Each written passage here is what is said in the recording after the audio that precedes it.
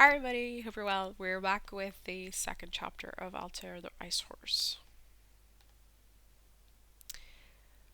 How long have I been motionless in front of this ice horse? What a terrible fall he too must have had. But he was less fortunate, the poor thing. For now at least. The walls towering above me are solid rock, impossible to climb. Incoherent thoughts begin to flicker in my mind. Daylight is fading, and yet multicolored butterflies are fluttering around me, coaxing happy smiles from my lips. That's it. Winter is over. The velvety green grass bursting through the white blanket. Poppies, buttercups, forget-me-nots, and violets flaunting their insolent desire for spring over our Mongolian mountains. But a grey veil soon falls on this vision and sends shivers throughout my body. No, no, winter is not over. I'm losing my mind, and I might not see the next spring. How on earth did I, Batusig, a 17-year-old computer student at the National University of Mongolia, find myself far from the excitement of the capital? Ulaanbaatar to die of cold in the Mongolian mountains. I focus on my last memories. A bumpy 10-hour bus ride to reach the steppe, followed by a 2-hour walk to reach my family's winter camp. My stallion, Altair, instantly recognizable by his coat of roast coffee with flecks of cherry red and his thick, glossy black mane, leaving the herd and galloping towards me, whinnying loudly. Such an emotional reunion, him nuzzling against my neck, pushing his muzzle into my chest, then turning and spinning like a puppy before returning and placing his forehead on my shoulder, breathing noisily. I patted him, embraced him, spoke to him softly. How I had missed him. Altair escorted me to the yurts, prancing happily, my 3 young sisters rushing towards me, almost knocking me to the ground in their attempts to be the first to jump into my arms. My little ones had grown again. My mother, Dagyuma, holding me in her arms before telling me that my father had left for a meeting of horse breeders in Mount Altai, but he ought to have been on his way back.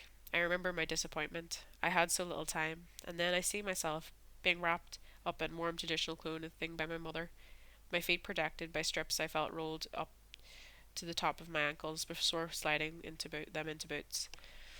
The slips of a bag of provisions over my shoulder once perched on Altair, then scattered a few drops of milk in homage to the spirits of our ancestors protect me. I waved to her and set off at a gallop to meet my father, to tell him the great news. Ganchula Ganchuga, my father, too proud of his traditions to ever use a mobile phone. Fortunately, my mother, Daguma, managed to convince him to buy a solar panel so that they could have power, like most nomads, and a satellite dish to follow the news, as well as soppy Korean soap operas on television.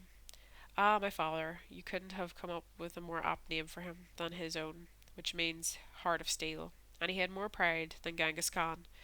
How will he react when I tell him the incredible thing that's happened to me? Thanks to the free online computer courses provided by the American University MIT in Massachusetts, and the project I had developed with the help of teachers and students at the National University of Mongolia and throughout the online world, MIT has offered me a scholarship that will allow me to join its ranks of students.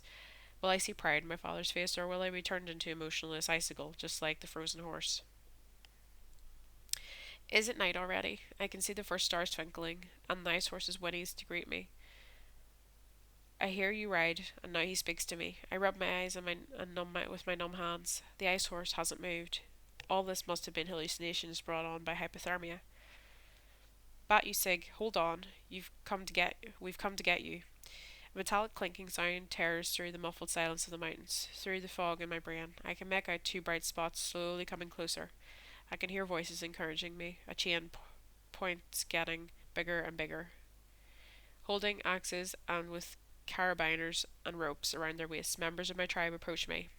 My big brother, Gambat, head of the camp in the absence of my father, lifts me up and strokes my face to help the blood flow start again.